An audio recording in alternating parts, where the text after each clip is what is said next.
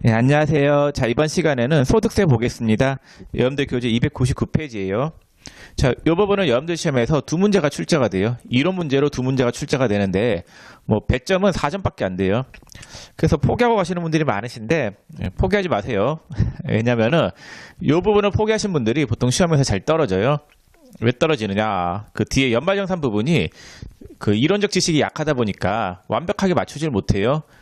그래서 이 소득세 부분은 제가 한 2-3시간 강의를 할 건데 그것만 들으면은 여러분들이 뒤에 연말정산 부분을 좀 편하게 할 수 있단 말이에요. 그래서 꼭 제 수업을 잘 듣고 이론 문제뿐만 아니라 그 연말정산까지 다 맞추셨으면 좋겠습니다.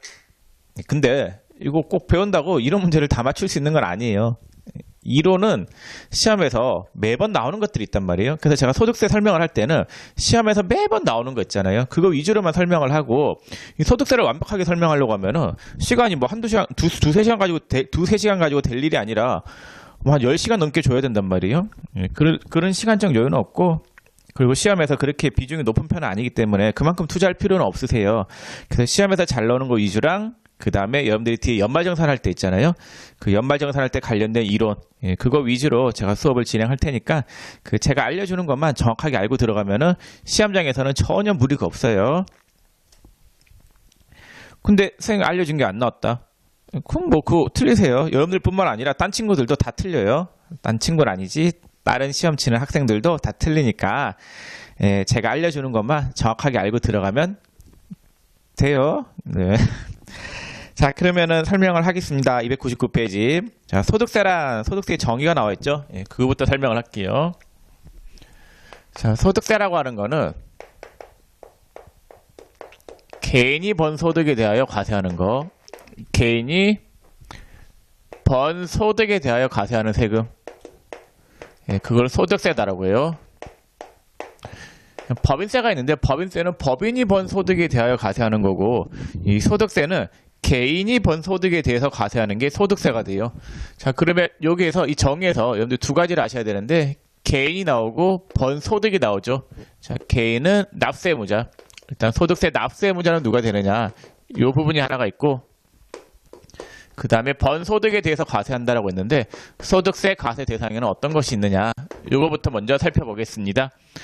자, 소득세 납세의무자는 누가 되느냐? 개인이에요, 개인. 소득세를 내야 되는 자는 개인이 된다. 우리 부가세 배웠죠? 부가세의 납세의무자는 누구였어요? 사업자였죠? 소득세 납세의무자는 개인이에요. 자, 이 개인은 크게 두 가지로 나눠져요. 우리나라에 사는 사람, 거주자. 그 다음에 우리나라 아닌 외국에 사는 사람을 비거주자라고 해요. 그래서 거주자와 비거주자의 과세 체계가 다른데 거주자라고 하는 거는 거기 책 보세요. 납세의무자에 거주자가 있죠. 국내에 주소를 두거나 180일 이상 거서를 둔 개인. 국내에 주소지가 있으면 당연히 거주자고 그 다음에 국내에서 183일 이상 거주를 했으면은 그것도 거주자로 봐요. 그때는 국내 소득뿐만 아니라 국외 소득에 대해서도 과세한다. 그래서 국내외 소득에 대해서 과세. 자, 그다음 비거주자가 있죠. 비거주자는 거주자가 아닌 자로서 국내 원천 소득이 있는 개인이라고 되어 있는데, 그래서 비거주자는 거주자가 아닌 자를 비거주자다라고요. 그래서 거주자라고 하는 것은 방금 국내에 거주하거나 183일 이상 거서를 둔 개인을 이야기한다라고 했었죠. 그럼 183일 이상 살지 않으면은 우리나라에서 183일 이상 머무르는 장소가 없으면은 그때는 비거주자에 속하는 거예요. 그럼 비거주자에 해당이 되면 국내 소득에 대해서만 과세를 해요. 해외에서 벌어들인 소득은 과세 안 해요. 여러분들 단순하게 이렇게 생각하세요. 거주자는 우리나라 사람, 비거주자는 외국인이라고 생각하고 우리나라 사람은 국내뿐만 아니라 해외에서 번 소득에 대해서도 과세를 해요. 그래서 옛날에 박찬호 선수가 미국에서 돈을 벌어왔을 거 아니에요? 돈 벌 거 아니에요? 그 돈도 우리나라 세율을 적용해서 세금 때려요. 그 미국에서 낸 세금 있으면 그 낸 세금을 빼주긴 하는데 우리나라 세금도 우리나라 소득세도 적용이 된다라는 거. 그래서 거주자는 국내외 소득에 대해서 과세를 다 해요. 근데 비거주자는 당연히 우리나라에서 번 소득만 과세를 해야 되겠죠. 해외에서 번 소득은 그쪽 나라에서 과세를 해야 되겠죠. 그 나라에서 세금 내면 되는 거고 그 비거주자 같은 경우에는 우리나라에서 번 소득에 대해서만 과세한다라는 거. 자, 요 정도만 아시면 되겠습니다. 납세무자는. 자, 그 다음에 소득세 과세 대상. 자, 소득세 과세 대상은 어떤 게 있느냐? 예, 소득세 과세 대상은 개인이 번 소득에 대해서 과세해요. 그 소득세는 개인이 벌 수 있는 소득을 8가지로 열거하고 있단 말이에요. 예, 배, 사, 근, 연, 기, 태, 양. 예, 요렇게 8가지 소득으로 열거하고 있는데, 이자 소득이죠. 배당 소득. 세 번째 사업 소득. 그럼 네 번째 근로소득. 다섯 번째 연금 소득. 여섯 번째 기타 소득. 일곱 번째 퇴직 소득. 여덟 번째 양도 소득. 이렇게 8가지 소득으로 과세 대상을 열거하고 있습니다. 그래서 소득세는 개인이 벌 수 있는 소득을 법에 이렇게 열거를 해놓고 있어요. 그래서 열거주의를 채택하고 있어요. 자, 여러분들 이자 소득이 뭔지는 아시겠죠? 그 다음에 배당, 배당 받는 게 배당 소득, 사업 소득은 사업에서 버는 소득, 근로 소득은 일해주고 받는 소득 있잖아요. 고용돼서 받는 소득이 근로 소득이 되겠고, 연금 소득은 그냥 연금 소득, 기타 소득은 이 외의 기타 소득을 이야기하고, 퇴직 소득은 퇴직금 받는 거죠. 양도 소득은 집이나 건물, 토지 이런 걸 팔고 벌어들인 소득 있잖아요. 만약에 집을 100원 주고 샀는데 팔 때는 300원에 팔았다. 그 양도 차익이 200원 발생하잖아요. 거기에 대해서 과세하는 거기에서 발생하는 소득이 양도 소득이에요. 자, 그래서 소득세는 이렇게 법에서 어떤 개인이 벌 수 있는 소득을 8가지로 열거를 해놓고 난 다음에 이 8가지 이외에서 발생하는 소득에 대해서는 과세를 안 해요. 그래서 소득세는 열거주의를 채택하고 있다. 이 열거주의를 우리가 뭐라고 하냐면요, 소득 원천설이다 이런 말을 써요. 그러니까 이게 무슨 말이냐면요, 소득에 대한 학설이 2가지가 있어요. 소득에 대한 학설이 2가지가 있는데 순자산 증가설이 있고, 그 다음에 소득 원천설이 있단 말이에요. 과세를 할 때 그 순자산 증가설하고 소득 원천설이 있는데, 순자산 증가설은 뭐냐면요, 그 계속 반복적으로 발생하는 소득, 그 다음에 일시우발적으로 발생하는 소득 모두 다 과세를 때리겠다라고 하는 게 순자산 증가설이고, 소득 원천설은 계속 반복적으로 발생하는 소득에 대해서만 과세하고 일시우발적으로 발생하는 소득에 대해서는 과세하지 않겠다라고 하는 게 소득 원천설이거든요. 그래서 소득세는 이 소득 원천설을 취하고 있어요. 개인이 벌 수 있는 소득 중에서 계속 반복적으로 발생하는 소득에 대해서만 과세를 때리겠다라고 하는 거. 그래서 그 계속 반복적으로 발생할 수 있는 소득을 법에 열거를 해놓고 있어요. 열거해놓고 열거된 소득에 한해서만 과세하겠다는 입장을 취하고 있고, 이 순자산 증가설은 그냥 소득이 발생하면 전부 다 과세하겠다는 입장인데, 얘는 법인세가 순자산 증가설을 취하고 있단 말이에요. 그래서 소득세는 소득 원천설이다라는 거, 열거된 소득에 대해서 과세한다. 자, 근데 이자하고 배당 있잖아요. 이자하고 배당을 열거된 소득에 대해서만 과세를 해버렸더니, 그 예전에 있잖아요. 예전에 금융기관 같은 경우에 똑똑한 사람들이 많이 들어가잖아요. 그 사람들이 맨날 앉아가지고 그 과세 안 되는 상품만 만들고 있는 거예요. 그래서 법에서 너무 기분 나쁘잖아요. 그 열거를 해놔요. 걔네들이 과세가 안 되는 상품을 만들어가지고 법에 딱 열거를 해버리잖아요. 이러한 소득은 이자 배당에 해당한다라고 해서 과세를 하겠다라고 법에 열거해버리면 또 딴 걸 또 만들어요. 계속 변형되는 그 비과세 상품을 개발하다 보니까 세무서에서 그 국세청에서 열받아가지고 그냥 이자하고 배당은 법에 열거되지 않았다 하더라도 이자하고 배당과 유사한 성격의 소득이면 과세하겠다라고 하는 포괄주의 입장을 취하고 있어요. 그래서 소득 원천설이 열거주의라고 하면은 순자산 증가설은 포괄주의를 취하고 있거든요. 법에 열거 안 된 소득에 대해서도 과세하겠다. 그래서 이자하고 배당은 포괄주의, 그래서 유형별 포괄주의를 채택하고 있다라는 거. 그래서 소득세는 과세를 할 때 법에 열거된 것만 과세하는 열거주의를 채택하고 있으나, 이자하고 배당에 대해서는 법에 열거가 안 돼 있다 하더라도 과세하겠다는 입장을 취하고 있으니까 얘는 포괄주의다. 이자고 배당은. 그래서 법전에 보면은 이자 소득으로 과세하는 거, 배당 소득으로 과세하는 거, 뭐 사업 소득은 이러한 소득에 대해서 과세하겠다라고 해서 법에 열거를 해놨어요. 자, 그래서 교재 299페이지 거기 가운데 2번에 납세 의무자하고 3번의 과세 대상에 대해서 설명을 드렸고, 거기 1번의 과세 기간 및 신고 기간이 있죠. 자, 소득세의 과세 기간은 1월 1일부터 12월 31일까지예요. 1월 1일부터 12월 31일까지 번 돈에 대해서 언제 세금을 부과하냐면요. 5월 달에 소득세 신고 납부하는 거예요. 자, 이게 과세 기간이죠. 소득세의 과세 기간은 1월부터 12월 31일까지예요. 이 과세 기간은 안 바뀌어요. 절대로 안 바뀌어요. 그냥 무조건 소득세는 개인이 번 소득을 개인이 1월 1일부터 12월 31일까지 번 소득에 대해서 그 다음 연도 5월 달에 과세한다라는 거. 자, 됐습니다. 그 다음에 이번에 누진세율 있죠. 자, 소득세는 누진세율이에요. 이 누진세율은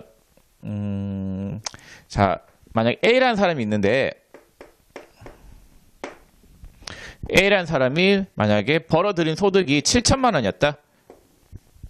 그 다음에 만약에 B라는 사람은 벌어들인 돈이 1,000만 원이었다. 그럼 부가세처럼 똑같이 10%의 세율을 적용하면 이게 공평해 보여요? 안 공평해 보여요? 하나도 안 공평하죠. 돈 많이 버는 사람이 세금을 더 많이 내야 되는 거겠죠. 그래서 누진세율은 어떤 거냐? 그 소득의 구간별로 세율을 다르게 적용하고 있어요. 만약에 소득이 7천만 원이다라고 하면은 그 책에 보시면은 1,200만 원이야. 자, 7천만 원에서 1,200만 원까지는 세율 구간이 몇 프로라고 돼 있어요? 예, 6%죠. 6%. 그 다음에 1,200만 원 초과 4,600만 원까지. 예, 4,600만 원까지는 세율 구간이 몇 프로라고 돼 있어요? 이 구간에서는 세율 구간이 15%죠. 자, 그 다음에 4,600만 원 초과하는 금액은 세율이 몇 %라고 돼 있어요? 24%죠. 그럼 7천만 원이라고 했으면 7천만 원까지는 세율이 몇 %예요? 24%. 이렇게 적용이 돼요. 그럼 계산할 때 이렇게 계산하는 거예요. 1,200만 원은 6% 적용 구간. 그 다음 1200에서 4600이니까 3400이겠죠. 3400만 원 부분은 15% 구간. 그 다음에 4600에서 7000만 원 사이는 얼마예요? 2400만 원이겠네. 2400만 원은 세율이 24% 이렇게 적용이 되는 거예요. 이거 다 더하면 얼마가 돼요? 이거 다 더하면 7천만 원이겠죠? 그 7천만 원을 이렇게 소득의 구간별로 다른 세율을 적용하는 거, 이걸 누진세율이다라고요. 그래서 현행 누진세율은 6%에서 40%까지 올해 개정이 돼가지고 5억 초과분에 대한 세율 구간이 따로 생겼어요. 5억 초과분은 세율이 몇 %예요? 40%나 되죠. 네, 그래서 그 누진세율은 조세 부담 능력에 따라 6%에서 40%까지 6단계, 6단계 초과 누진세율로 되어 있다라는 거. 단계가 6단계예요. 자, 그 다음에 누진세율은 능력에 따른 부담을 취하고 있는 거죠. 그래서 누진세율은 응능 부담의 원칙을 취하고 있다. 능력에 따라 세금을 부담하는 원칙, 응능 부담의 원칙. 이게 아니에요. 이익에 대해서 부담하는 게 아니라 능력에 따라서 세금을 부담하는 거. 이것도 말로 하는 문제로 한번 나온 적이 있어요. 자, 다음 페이지 볼게요. 300페이지. 과세 방법이 있죠. 요거는 칠판을 지우고 설명을 드리겠습니다.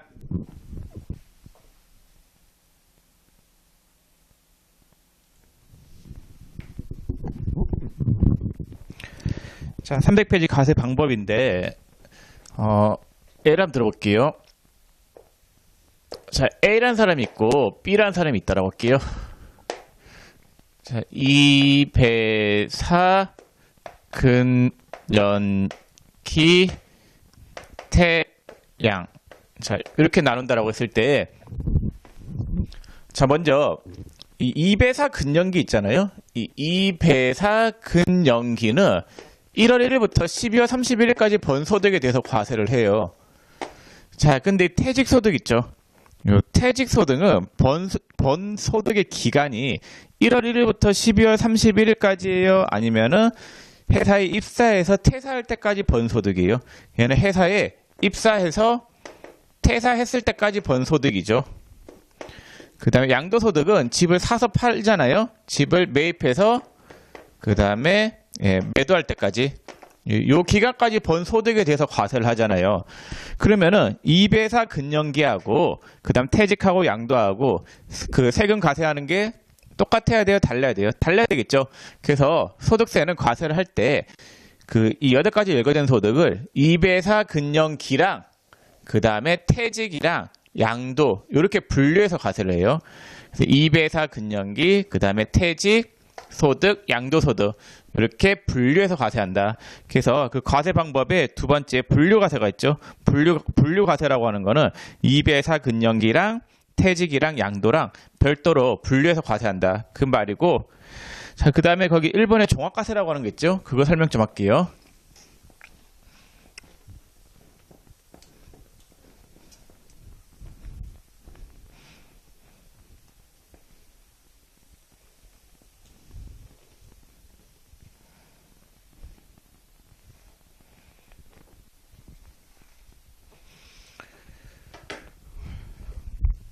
자, 2배사 근영기. 퇴직소득하고 양도소득은 여러분들 시험에서 안 나와요. 그래서 분류과세한다라고 했는데 2배사 근영기랑 퇴직이랑 양도 분류과세한다라고 했는데 퇴직하고 양도는 시험에 안 나오니까 안 봐도 되겠고 여러분들이 봐야 될 거는 2배사 근영기만 보면 돼요. 그래서 2배사 근영기 이 6가지 소득만 아시면 되는데 A라는 사람이 예를 들어서 이자 소득으로 1,000만 원 벌고 배당으로 1,000만 원, 사업으로 1,000만 원, 근로로 1,000만 원, 연금으로 1,000만 원, 기타로 1,000만 원 이렇게 벌었다라고 할게요. 자, 근데 B라는 사람은 사업으로 6,000만 원 벌었다라고 할게요. 자, 그럼 세율을 적용할 때 아까 1,000만 원 구간이면은 앞에 299페이지 하단의 세율 구간이 1,000만 원이면 6%이죠. 6%, 6%, 6%, 6%, 6%, 6% 이렇게 되겠고 6,000만 원이면은 세율 구간이 몇 프로 구간이 돼요? 24% 구간이 되잖아요. 네, 그래서 거기 보면 1,200만 원 이하는 6%, 그 다음에 4,600만 원은 15%, 그 이상은 24%가 되잖아요. 그래서 얘는 6%에서 24%까지 적용이 될 거예요. 세율 구간이. 자, 그러면 누가 세금을 더 많이 내게 되겠어요? B가 더 많이 내게 되겠죠. 이걸 합하면은 번 소득은 똑같아요. 1월 1일부터 12월 31일까지 A가 번 소득도 6천, B가 번 것도 6천. 번 소득은 똑같은데 이 소득별로 세율을 때려버리면은 세금이 달라지잖아요. 이게 공평해 보여요? 안 공평해 보여요? 하나도 안 공평하죠. 그래서 소득세는 과세할 때 이 배사 근영기 이 6가지 소득을 합산해서 과세한다 라고 해서 그걸 우리가 종합과세라는 말을 써요. 6가지를 다 합산해서 과세하는데 그걸 우리가 이걸 뭐라고 하냐면요. 네, 종합과세다 이런 말을 쓰겠습니다. 종합해서 과세한다. 그래서 소득세는 종합과세예요. 자, 그 다음에 3번에 분리과세 있잖아요. 분리과세. 요거는 좀 이따 설명할게요. 그 301페이지 원천징수할 때 설명을 하겠습니다. 그래서 과세 방법에 대해서 살펴봤는데 다시 이야기해 볼게요. 분류과세는 2배사 근영기랑 퇴직 양도 분류해서 과세하는 걸 이야기하고 종합과세는 1월 1일부터 12월 31일까지 번 소득 6가지 2배사 근영기 이 6가지 소득을 합산해서 과세한다. 합해서 과세하는 거 이걸 종합과세한다 이런 말을 쓰겠습니다. 자, 그 다음 페이지 301페이지 원천징수 볼게요.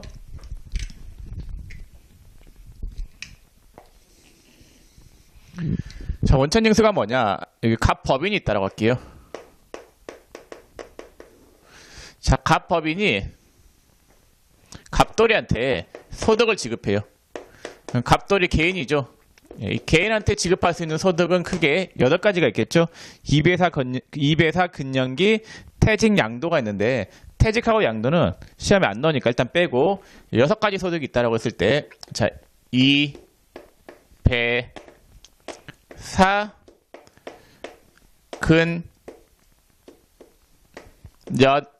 근영기가 있어요. 자, 그러면 갑돌이가 이 6가지 소득을 받잖아요. 받으면은 그 세무서 가가지고 세금 신고를 제대로 할 것 같아요? 안 할 것 같아요? 안 하겠죠. 개인은 자기 소득을 받으면은 그 소득을 자진해서 신고 납부하는 거 그런 경우가 거의 안 해요. 저 같아도 여러분들 같으면 안 하겠죠. 저 같아도 안 해요. 자, 근데 갑법인이 갑돌이한테 소득을 지급해요.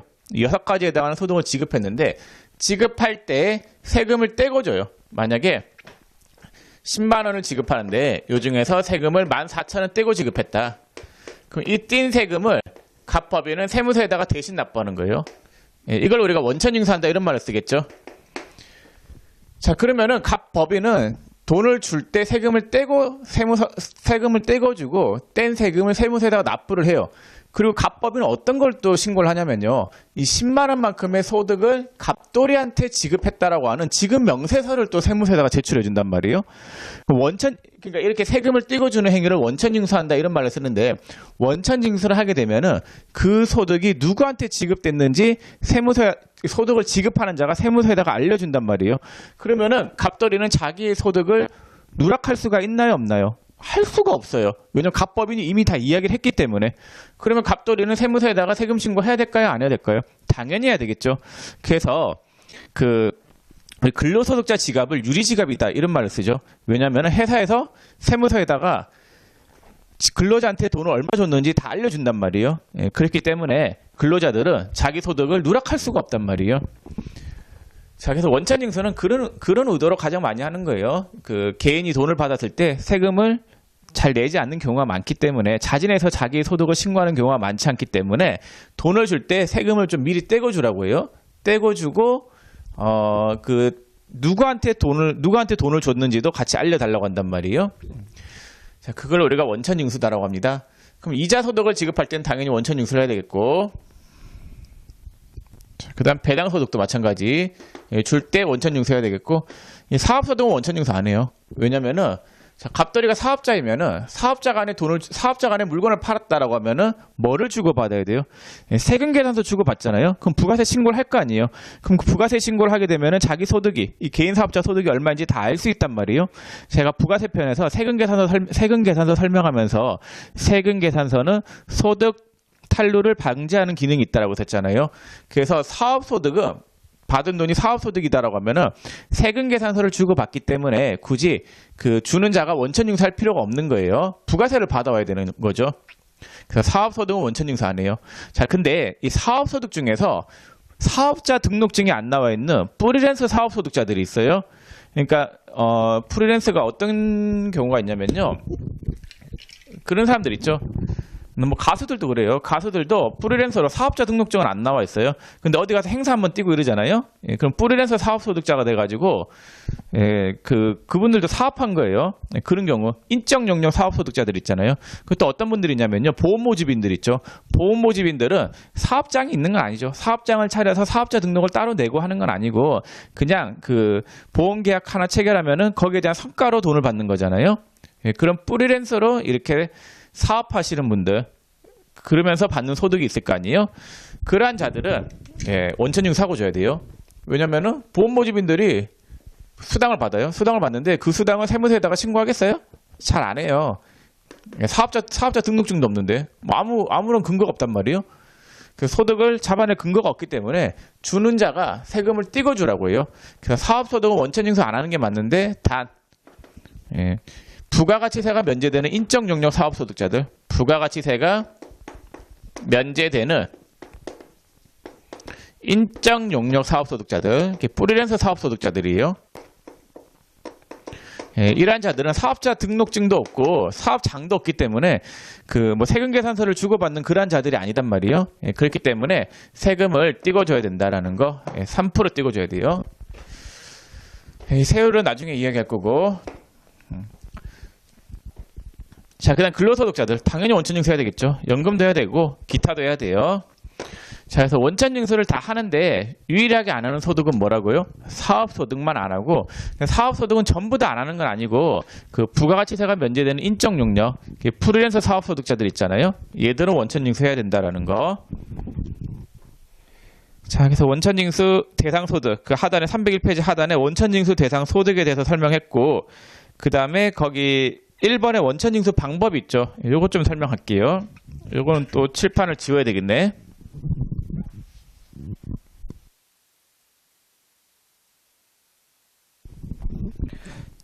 자, 거기 원천징수 방법을 보겠습니다.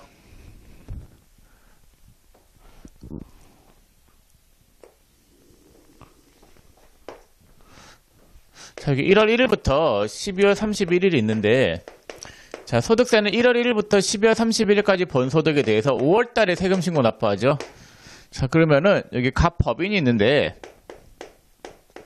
갑법인이 갑돌이한테 소득을 지급해요.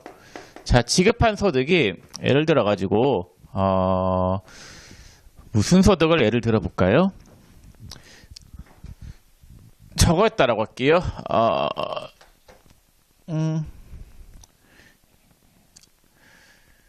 자, 강사 소득을 지급했다라고 할게요. 강사 소득 1,000만 원을 지급했다라고 할게요. 그러면은 이게 강사 소득이면은 갑돌이가 프리랜서 강사였다라고 할게요. 그러면 3.3% 원천 징수하고 줘야 되거든요. 학원 강사들도 그 프리랜서로 하시는 분들이 많으시잖아요. 그 시간제 강사들. 그런 경우에는 3.3 지방소득세 빼고 소득세 3% 띄고줘요. 그러면은 세금 얼마 띄고줘요? 30만 원을 띄고주죠. 그럼 갑돌이는 벌어들인 소득이 얼마예요? 1,000만 원을 벌어들였죠. 근데 세금 얼마 띄었어요? 30만 원 띄었죠. 자, 이 세금 띄인 거, 이 세율 3%는 정확하게 계산한 세금이에요? 대강 계산한 세금이에요? 이 대강 계산한 세금이단 말이에요. 그러면은 세금은 언제 정확하게 징수를 하느냐? 그 다음 연도 5월달에 소득세 신고할 때 세금 계산을 정확하게 한단 말이에요. 그럼 이때 총수익 금액이 얼마냐? 총수익 금액이 1,000만 원이었죠. 1년 동안 번 게. 1,000만 원에 대해서 세금 계산을 정확하게 해요. 정확하게 해서 나온 세금을 우리가 결정세액이다라고 해요. 결정세액이 예를 들어서 20만 원이 나왔다. 자, 그러면 이미 내놓은 세금이 얼마예요? 30만 원이죠. 이걸 기납부세액으로 빼줘요. 이미 납부한 세액이다라고 해서. 그럼 30만 원을 빼요. 그러면 환급세액이 얼마가 나오느냐? 환급세액이 10만 원이 나오겠죠? 자, 이렇게 원천징수로서 납세 의무가 종결되지 않고 5월 달에 세금 신고를 다시 해야 되는 거, 이거를 우리가 애납적 원천징수다라고 해요. 원천징수로서 납세 의무가 종결돼요? 종결이 안 돼요? 종결 안 되고 5월 달에 세금 신고를 다시 해야 되잖아요. 그걸 우리가 뭐라고 하냐면요, 애납적 원천징수다, 그런 말을 쓰겠습니다. 자, 그 다음에 1번에 완납적 원천징수가 있죠. 자, 이건 뭐냐? 만약에 갑돌이한테 지급한 소득이 강사소득이 아니라 일용직이었다. 일당으로 지급하는 소득이었다라고 할게요. 그 소득이 1,000만 원이었다라고 할게요.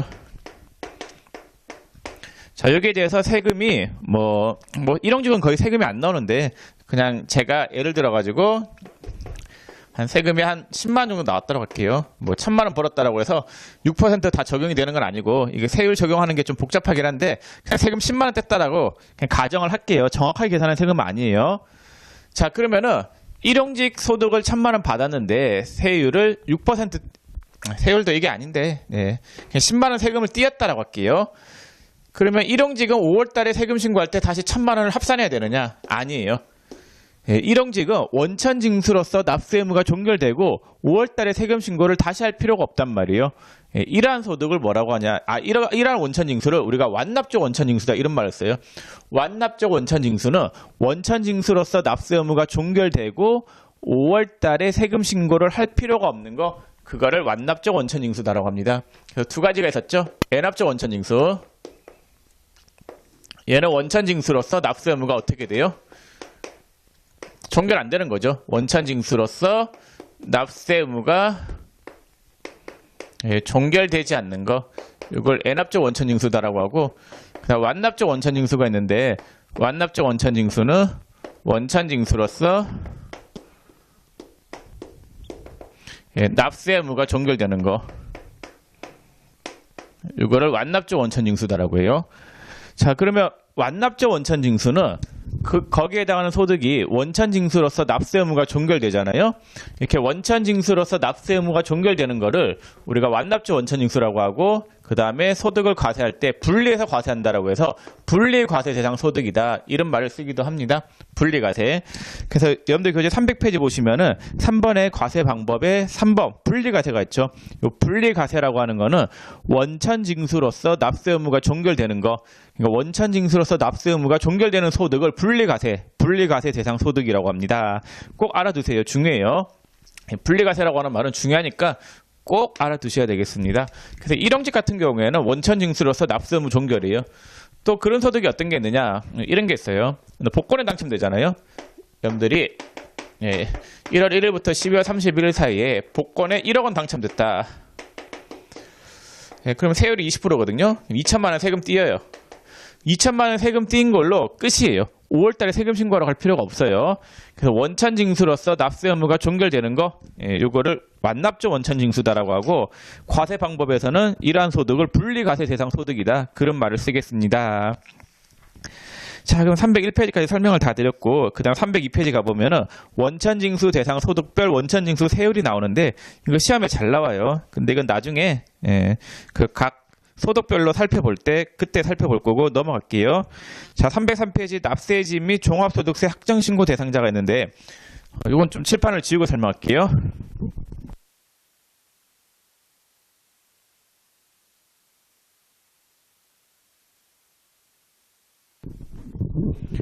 자, 303페이지 그 납세지가 있는데, 납세지라고 하는 거는 세금을 징수할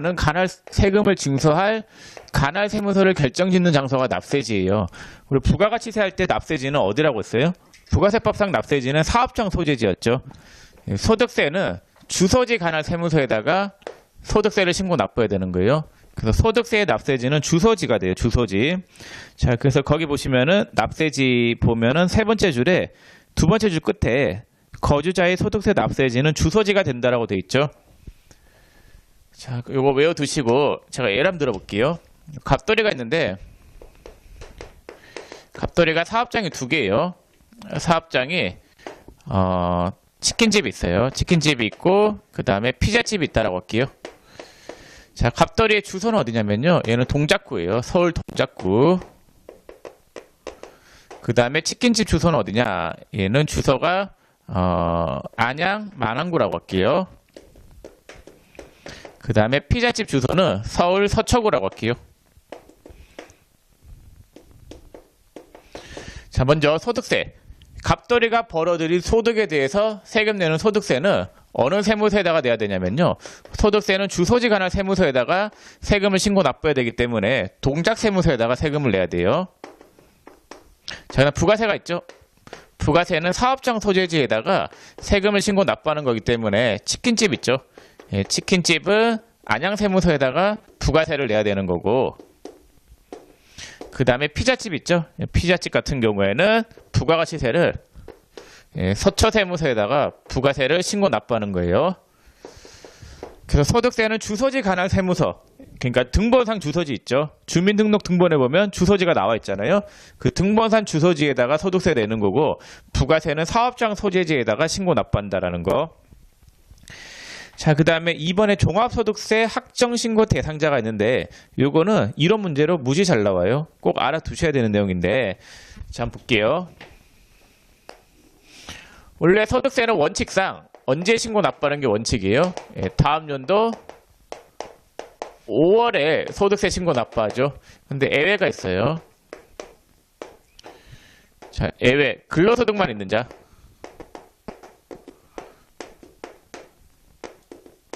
근데 근로소득은 5월달에 세금 신고 안 하고 2월달에요. 그런데 회사 다녀보신 분들은 알겠지만 2월달에 뭐 해요? 연말정산하죠. 자, 우리나라에서 소득 중에서 가장 많은 소득자가 누구겠어요? 근로소득자일 거 아니에요? 그럼 그 근로소득자가 5월달에 전부 다 세무서에 몰려가서 세금 신고한다. 그럼 세무서 미어 터지겠죠. 그리고 그 국세청이 그런 거 감당할 능력이 안 된단 말이에요. 그래서 근로소득만 있는 자들은 5월달에 세금 신고하지 말고 2월달에 따로 하라고 하고 있어요. 그걸 우리가 연말정산이라고 하고, 2월달에 따로 세금 신고를 하게 해주고, 그리고 그 근로자 개인이 와서 하지 말고 회사에서 대신해 주라고 하고 있어요. 그래서 연말정산이라고 하는 거는 자기가 직접 세금 신고하는 게 아니에요. 자기의 소득을 지급한 데 있죠. 지급한 곳에서 대신 세금 신고해 주는 거예요. 그걸 우리가 연말정산이라고 해요. 그래서 나중에 배울 거예요.